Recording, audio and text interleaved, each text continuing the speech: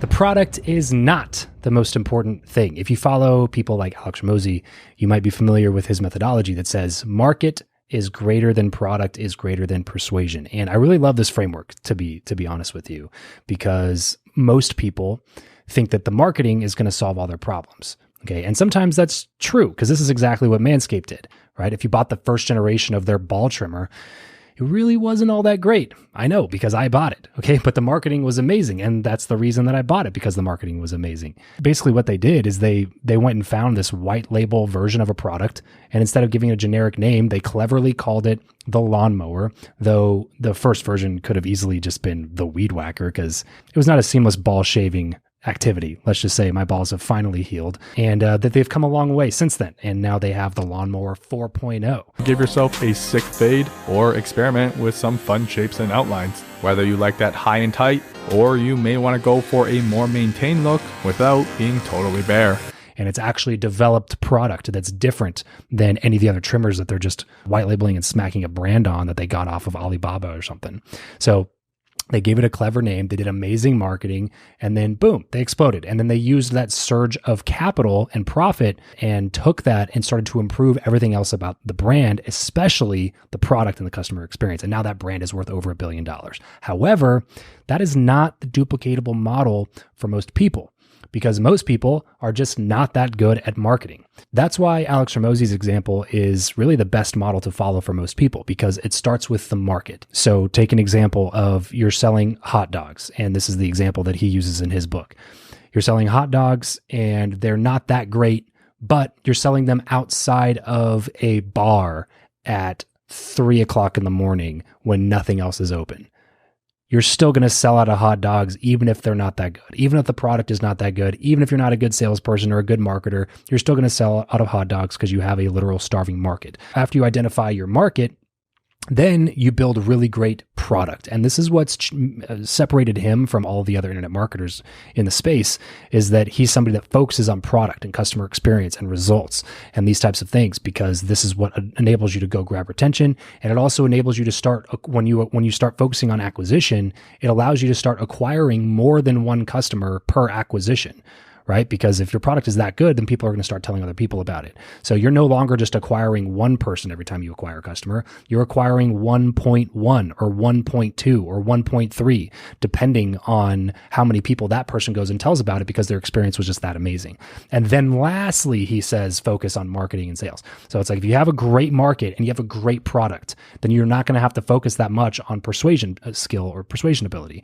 The worse your market is and the worse your product is, the more you're going to have to focus on marketing and sales and persuasion, which is the most difficult part of the most difficult skill to learn, rather than just doing a bunch of market research and things ahead of time. So I love Hormozi's model for most people, but there's one piece that's missing from the equation, and that is brand. I would argue that in reality, brand is greater than market, is greater than product, is greater than persuasion, and not the brand of the company. I'm talking about the brand of the person. I guess it could be the brand of a company in some cases. But to illustrate this concept, let's take a look at a specific example. You stop by a store on your way to a party, okay? You're looking at all the different options of tequila on the shelves, but suddenly your eyes lock onto a bottle of Terramana tequila. Easy choice. You grab it, you check out, and you're off to go mix it with whatever mixer is best for you. I personally prefer pineapple. So only a small group of the consumers are going to be the tequila connoisseurs that are worried about the taste and flavor profiles, and they've tried thousands of tequila options and they know which one works best. But most of the population just knows, likes, and trusts The Rock. And they're drinking tequila because they want to have a good time, not because they're trying to tell you what notes are in the tequila. So remember the Robert Cialdini quote from the top of this episode. People will do business with the people that they know, like, and trust. It's what compels consumers to choose Terramana over all of the other tequila brands on the market. So this is why I say that it's even a little bit more important than the market, because before Terramana existed, there was absolutely nobody. No one was thinking, hey, you know what's missing in this market today? You know what company should exist?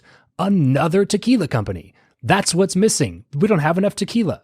Okay. There wasn't a need. There wasn't a gap in the market that he was filling. Yet The Rock had the most successful launch of any spirits company in history. Brand is the reason that Terramana has now been valued at around $3.5 billion today.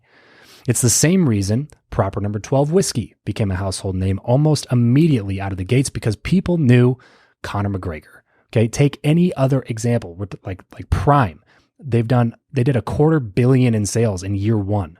Mint Mobile sold for $1.3 billion to T-Mobile recently. Casamigos, Kylie Cosmetics, the list goes on and on. Brand is what built these companies, not necessarily the market or the product or marketing. It was brand. Now, don't misunderstand me. You cannot build a lasting empire solely on brand hype. Okay? You cannot forget the importance of building a solid product, because the brand will bring the first order and maybe even the second or third order. But the ones after that, they're going to be based on how good or bad the product truly is. But the nice thing about it is that your fan base, your initial customer base, will make the product improvement and ideation much, much easier for you, because your core group of fans or audience members are going to be much more forgiving of your initial product and will even give you the benefit of the doubt that you're going to continue making improvements on it, and will maybe order multiple times when, if it was a different tequila company that they were trying for the first time, if it didn't immediately match their expectations, they're probably not going to buy it again. But they'll buy the Rocks over and over because they believe he's going to continue making improvements on the brand. So the point is, the brand is the rocket booster that can propel your good product to greatness. But the product at the end of the day is what keeps the customers coming back for more and more and more. So this is the importance of focusing on building your personal brand, releasing content some way, somehow, through a podcast, a YouTube channel, a book, a live event, Instagram, Facebook, TikTok, whatever it's going to be, because brand is greater than market, is greater than product, is greater than persuasion.